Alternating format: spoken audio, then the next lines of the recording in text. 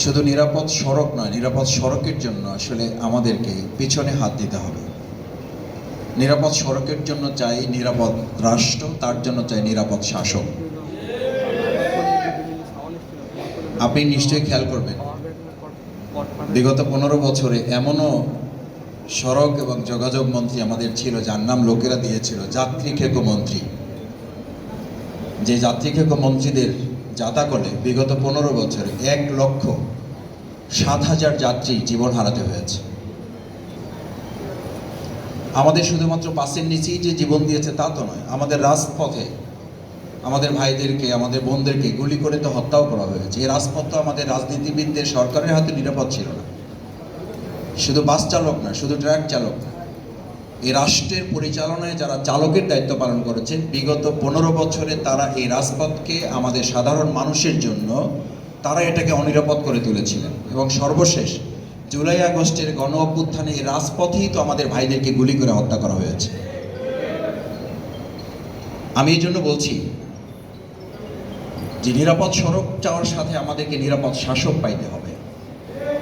নিরাপদ শাসকের জন্য নিরাপদ একটা রাষ্ট্র আমাদেরকে দিতে হবে। কারণ প্রিয় নবী মুহাম্মদ রাসূলুল্লাহ সাল্লাল্লাহু আলাইহি সাল্লাম শুধুমাত্র দেখেন মদিনা রাষ্ট্র বিনির্মাণ করে তিনি শেষ করেন নাই, তিনি রাস্তারও একটা নীতিমালা বিনির্মাণ করেছেন। রাস্তা থেকে যদি কেউ একটা কাঁটা তুলে নেয় তাহলে বলা হয় জান্নাতে যাওয়ার জন্য ওটাই যথেষ্ট। সুবহানাল্লাহ। ইসলাম নিরাপদ সড়কের জন্য কতটা চমৎকার বিধান দিয়েছে। রাস্তায় যেন অযথা দাঁড়িয়ে কেউ গল্প গুজব না করে, পথচারীদের যেন কেউ বিরক্ত না করে। ইসলামের বিধান, ইসলামের বিধান দেওয়া হয়েছে কোন ডান পথে হাঁটতে হবে, কে বাম দিকে হাঁটবে, ঠিক করে দেওয়া আছে। কেন? রাসূল করিম সাল্লাল্লাহু আলাইহি সাল্লাম অপ্রয়োজনীয় একটা শব্দ এই মানব জাতির জন্য কাজে ব্যবহার করেন।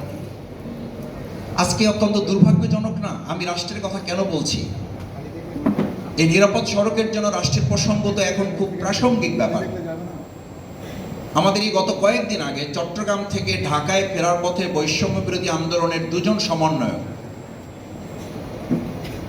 তাদেরকে হত্যার উদ্দেশ্যে আমরা এখন বিভিন্ন সূত্রে জেনেছি তাদের পিছনে ট্রাক লিকে লাগিয়ে দেওয়া হয়েছে রাস্তায় তাদেরকে হত্যা করার জন্য। আমরা ধিক্কার জানাই এবং তাদের বিচার চাই। এবং আমাদেরকেও, আমি এটা এখানে বলছি এজন্যই যে সাংবাদিক বন্ধুগণ এখানে আছেন, প্রশাসনের লোকেরা ফোন করে গোয়েন্দা তথ্য থেকে আমাদেরকে জানানো হয় যে আপনারা চলাফলে, হাঁটা চলায়, গাড়ি ব্যবহারে আপনারা সতর্ক থাকবেন। আমি বললাম কেন, কি হয়েছে ভাই? আমাদের সেই যাত্রী খেকো মঞ্চিত আর এখন নাই, কিছুটা তো নিরাপদ সড়ক আমাদের হয়েছে। বলছে মাসুদ ভাই শুনলে অবাক হবেন, একসময় আপনাদেরকে রাস্তায় গুলি করে হত্যা করার প্ল্যান ছিল, এখন আপনাদেরকে গাড়ি চাপা দিয়ে হত্যা করার ষড়যন্ত্র করে একটা গোষ্ঠীকে এই দেশে নামিয়ে দেওয়া হয়েছে, একটা ষড়যন্ত্রকারী দলকে এখানে নিয়োগ দেওয়া হয়েছে, তারা এই কাজটি সম্পন্ন করবে। কত দুর্ভাগ্যজনক একটা রাষ্ট্রে আমরা বসবাস করছি এবং সেটার জন্য অ্যাসাইন করা হয়েছে। আমি সাথে আরেকটা শব্দ যুক্ত না করলে আজকের এই নিরাপদ সড়ক আন্দোলনের আলোচনা, আমার আলোচনায় আমি মনে করি এটা হকাদায় হবে না। সেটা হচ্ছে নিরাপদ সড়ক চাইয়ের সাথে নিরাপদ শাসকও দরকার, নিরাপদ সড়ক চাইয়ের সাথে নিরাপদ রাষ্ট্র দরকার, নিরাপদ সড়ক চাইয়ের সাথে নিরাপদ একটা প্রতিবেশীও দরকার। আমাদের নিরাপদ প্রতিবেশী নেই, তারা আমাদের পতাকায় আগুন লাগাচ্ছে, পতাকা আগুন লাগিয়ে আমাদের দেশটাকে অনিরাপদ করে তুলছে। তারা আমাদের হাই কমিশনকে ঘেরাও করে ভাঙচুর করছে। এটা কোন দেশ? এটা কোন প্রতিবেশী? এই প্রতিবেশী শুধু বাংলাদেশের জন্য, এটা গোটা পৃথিবীর জন্য একটা উদ্বেগ, উৎকণ্ঠা তৈরি করেছে তারা। এরকম একটা প্রতিবেশী শুধু বাংলাদেশের জন্য বিপজ্জনক নয়, গোটা পৃথিবীর জন্য তারা একটা বিপজ্জনক রাষ্ট্রে পরিণত হয়েছে। এটা কি করে সম্ভব? এরকম একটা রাষ্ট্র আমাদের আজকের তরুণ, যুবক, যাত্রী, সাধারণদের রাস্তাটাকে অনিরাপদ করে একটা উদ্বেগ, উৎকণ্ঠা তৈরি করে দিয়েছে।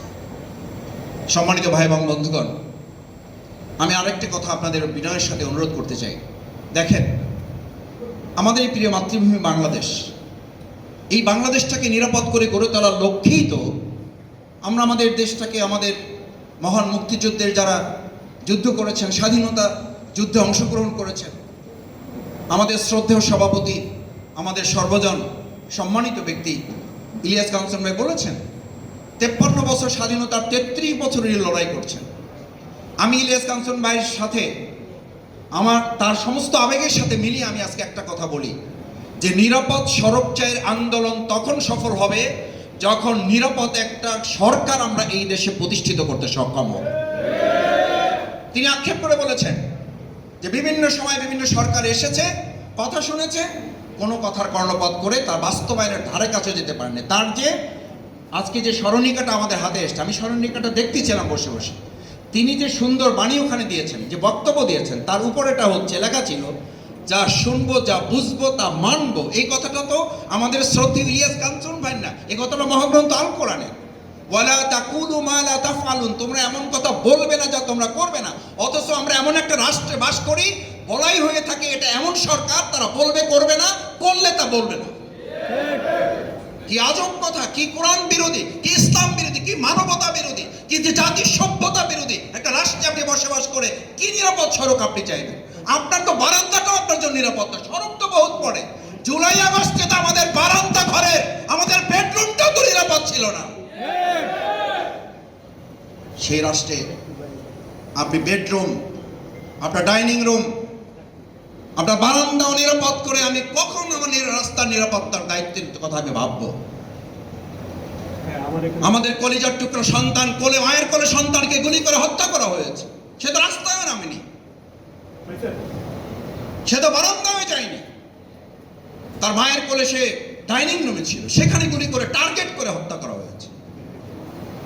সম্মানিত ভাই এবং বন্ধুগণ, আমি শেষ যে কথাটা বলে আমার বক্তব্যের ইতি টানতে চাই, এর সমাধান কোথায়?